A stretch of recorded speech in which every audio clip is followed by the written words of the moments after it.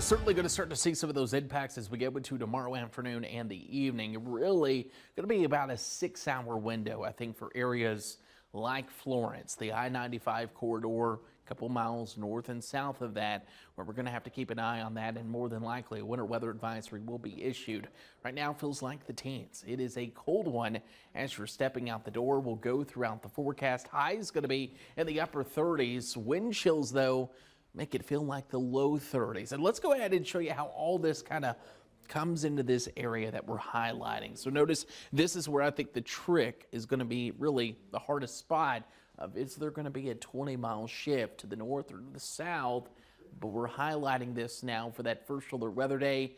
And now the National Weather Service also highlighting it as winter storm watches are out. Scotland County, you're underneath that winter storm watch. Would not shock me to see this expanded. Our winter weather advisories issued for areas that we're declaring that first alert weather day. New data continues to suggest that we will increase that ice threat as we go into tomorrow evening. So tomorrow morning, no issues. Notice though, as we go into your forecast, we're keeping some sleet potentially around for Horry and Georgetown County. This is through the early evening hours.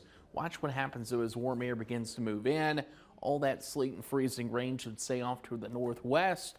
The PD still dealing with some freezing rain developing and some sleet through the overnight.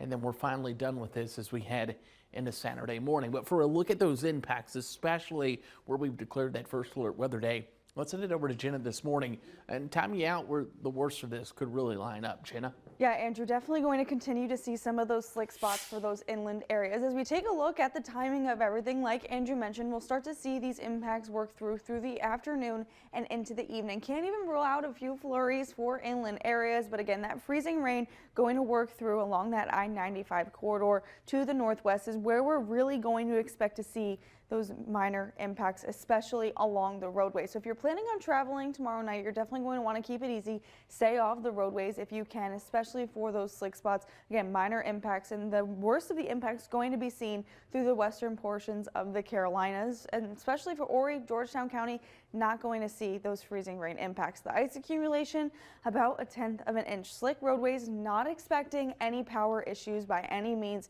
Not going to see that hard freezing rain that's going to start to pile up. Just again, some trouble spots can definitely be expected. For Horry and Georgetown County, everything is looking okay. Could see a few areas of some sleet as we first start to see the storm system work through, but then that cold rain is going to take over. As that cold rain takes over, we're going to continue to see that through tomorrow night and through the overnight hours.